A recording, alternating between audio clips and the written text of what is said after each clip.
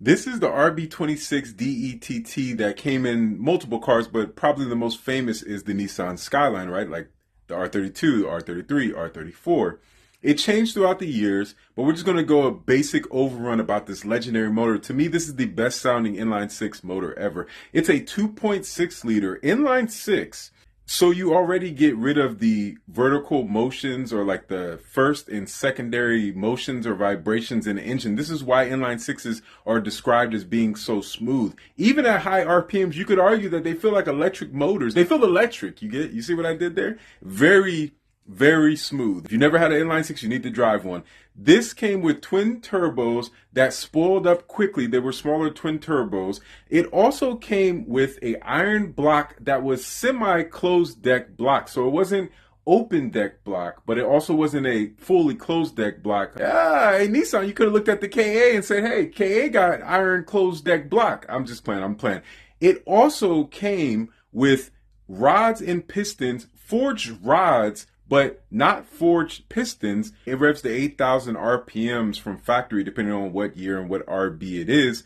It also came with solid lifters, so when you're at these high RPMs, you can make sure that you are going to have a cylinder head that is going to work properly. It also came with individual ITBs. Yes, a twin turbo motor in the 90s that came with ITBs. Each cylinder has its own throttle. These are some of the things that gave you this response that people love so much about RB26s. And I'm gonna tell you all this right now. Y'all can do y'all's research. Look, the head of the RB26 is amazing. I don't care what you say as far as it flowing. A lot of you RB guys, some of you RB guys, I got RB friends.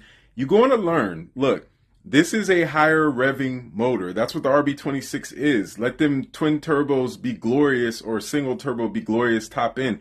Stop trying to make so much torque, peak torque at the bottom. This is why you break things. When you hit that peak spike of torque, this is why you're breaking things. It needs to be a flat curve when you tune it. Now, later in the future, there was also different technologies that aftermarket companies in Japan offered for the RB26. And with the bigger displacement in the all-wheel drive of the Nissan Skyline chassis and the Stagea wagon chassis as well, this was a deadly force with the Ateza all-wheel drive system and how advanced that it was, but also with this RB26 DETT, that is a legendary motor.